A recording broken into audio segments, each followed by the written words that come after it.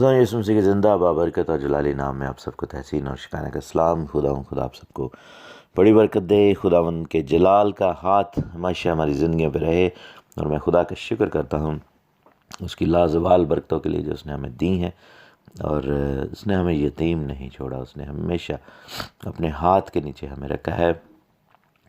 خداوند آپ کو برکت دے اور آپ کو ہر طریقے سے محفوظ رکھے۔ میں خدا کا شکر کرتا ہوں، خدا کی تعریف کرتا ہوں اس بات کے لیے کہ یہوہ ہمارا خداوند ہے، پاک خدا ہمارا خداوند ہے۔ ہم دنیا کے معبودوں کو نہیں مانتے بلکہ اپنے مالک یہوہ پاک خدا کی تعریف کرتے ہیں، اور یہوشوا یعنی یسوع مسیح ناصری کی حمد و ثنا کرتے ہیں جو ہمارا خداوند ہے، ہمارے درمیان میں موجود ہوا۔ افسیوں کے خط کی اسٹڈی جاری ساری ہے۔ افسیوں کا خط جو کہ خوبصورت کتاب ہے، اور اس کے اندر بہت ساری خوبصورت باتیں لکھی ہوئی ہیں۔ ہم خدا کا شکر کرتے ہیں اس بات کے لیے کہ خداوند نے ہمیں یہ توفیق دی ہے کہ ہم اس خوبصورت کتاب کی اسٹڈی کریں۔ کلام کا کوئی بھی حصہ پڑھا جائے، سنا جائے، سمجھا جائے تو وہ پریولیج ہے ہمارے لیے، وہ ہمارے لیے ایک فخر کی بات ہے اور عزت کی بات ہے۔ ہم خدا کا شکر کرتے ہیں، پاک روح کی یہ رحمت ہے ہم پر کہ اگر وہ ہمیں گائیڈ کرتا ہے کہ ہم اس زندہ کتاب مقدس کو کھولیں اور اپنی زندگیوں میں اس زندہ کلام کو لیں اور اپنی زندگیوں میں اس کو حاصل کریں۔ ہم دوسرے باب کی 7ویں آیت سے آج پڑھیں گے۔ ہم نے دوسرے باب کی پہلی 6 آیتوں تک پڑھ لیا ہے۔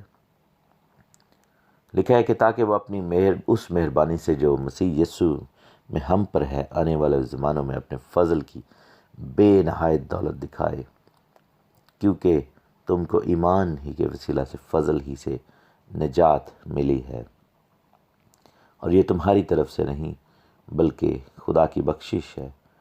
لکھا ہے کہ نہ اعمال کے سبب سے ہے، تاکہ کوئی فخر نہ کرے، کیونکہ ہم اسی کی کارگری ہیں اور یسوع مسیح میں ان نیک اعمال کے واسطے مخلوق ہوئے ہیں جن کو خدا نے پہلے سے ہمارے کرنے کے لیے تیار کیا ہے۔ یہ آیتیں اگین بہت خوبصورت آیات ہیں۔ ان کے اندر کتنے خوبصورت میسیجز ہیں، ہم خدا کا شکر کرتے ہیں۔ پہلی بات یہ ہے کہ جو ہم 7ویں آیت میں پڑھتے ہیں کہ خداوند کی مہربانی جو یسوع مسیح میں ہم پر ہے آنے والے زمانوں میں اپنے فضل کی بے نہایت دولت وہ دکھائے۔ یہ چیز ہمیں بتاتی ہے کہ مہربانی صرف اور صرف یسوع مسیح میں میسر ہے۔ میرے عزیزو، یسوع نے کیا کہا تھا؟ یسوع نے کہا کہ دروازہ میں ہوں اور کوئی میرے وسیلہ کے بغیر باپ کے پاس نہیں جا سکتا، کوئی اس وسیلہ کے بغیر باپ کے بادشاہی میں نہیں جا سکتا۔ اور لکھا ہے کہ جب تک تو نئے سرے سے پیدا نہ ہو تو آسمان کی بادشاہی کو نہ تو دیکھ سکتا ہے، نہ اس کے اندر جا سکتا ہے، نہ اس کو تو حاصل کر سکتا ہے۔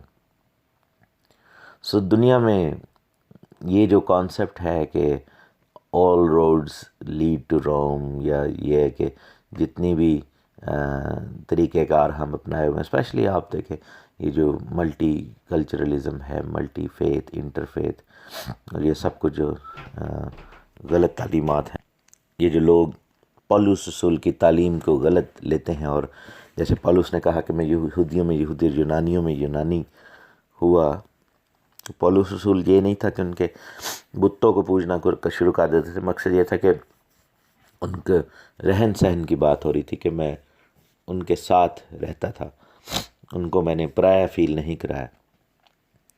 لیکن لوگ جو ہیں عید پر مبارکبادیں دے رہے ہیں، لوگ دیوالیاں منا رہے ہیں، لوگ جو ہیں وہ ساتھ افطار پارٹیاں کر رہے ہیں، ٹھیک ہے نا، لوگ عیدیں منا رہے ہیں، لوگ پتہ نہیں کیا کیا کرتے ہیں، اور غیر قوموں کے معبودوں کے نام لیتے ہیں، غیر قوموں کی چیزوں کو اپنا لیتے ہیں، صرف اس چکر میں کہ شاید ہم یہ گاسپل پریچ کریں یا ہمیں موقع ملے گا۔ لیکن ایسا موقع کبھی نہیں ملتا، کیونکہ یہ قومیں بہت تیز ہیں۔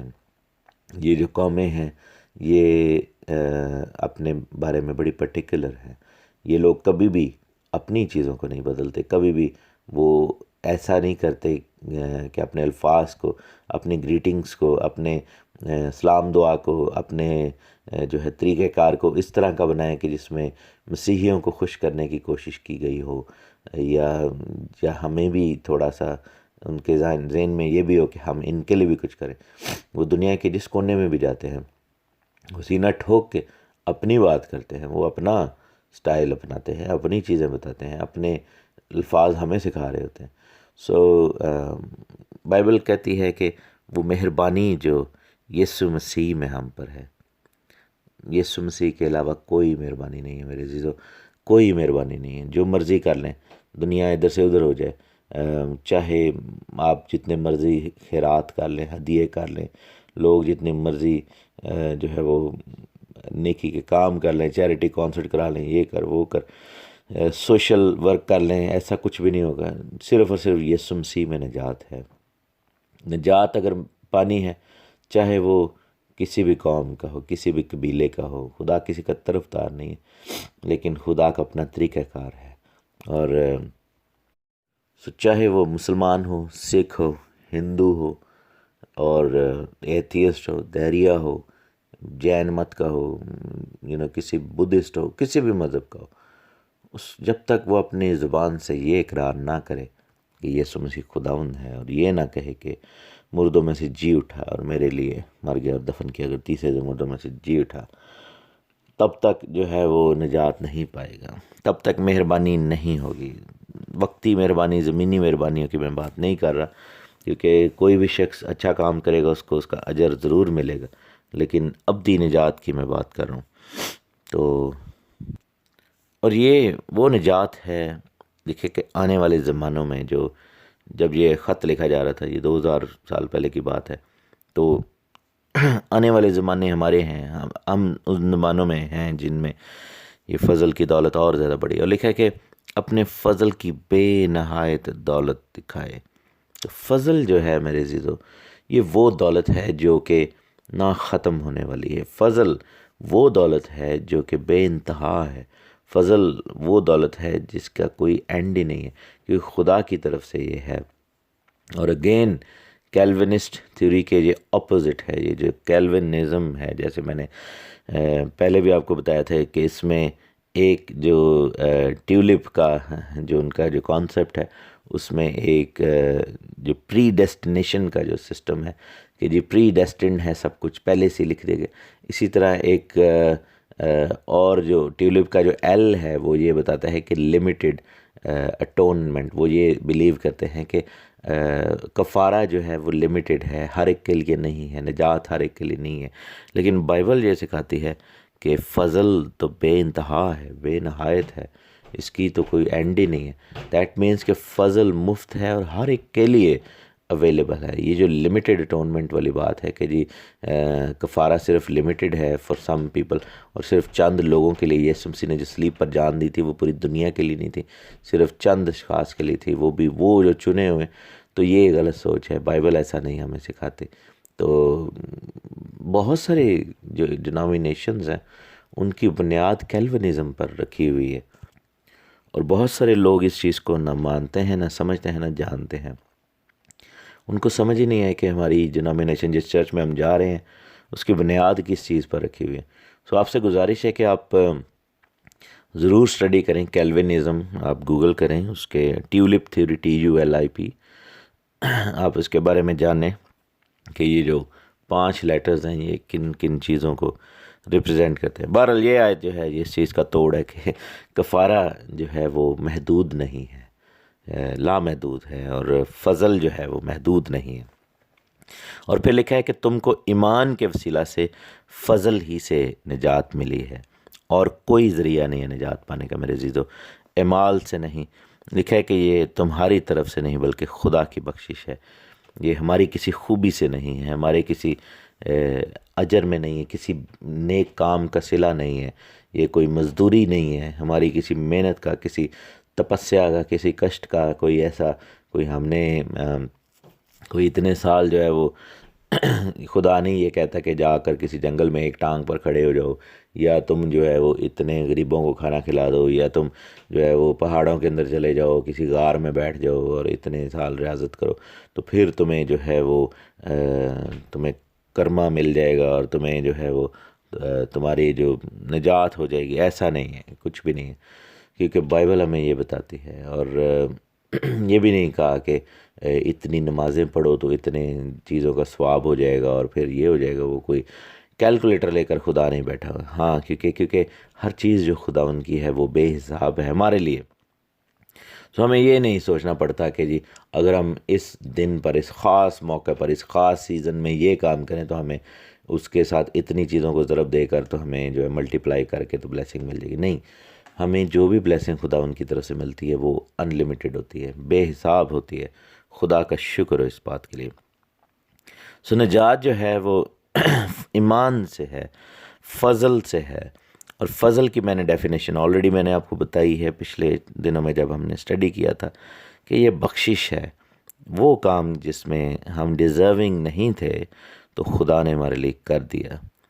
اور لکھا ہے کہ اعمال سے اس لیے نہیں ہے تاکہ کوئی فخر نہ کرے، کوئی یہ نہ کہے کہ جی میری نجات تمہاری نجات سے زیادہ سالڈ ہے، میری نجات تمہاری نجات سے زیادہ بڑی ہے، کیونکہ میں نے اتنے کام کیے تو مجھے نجات ملی، تم نے تو اتنا کچھ کیا بھی نہیں ہے تو تمہاری نجات چھوٹی ہے۔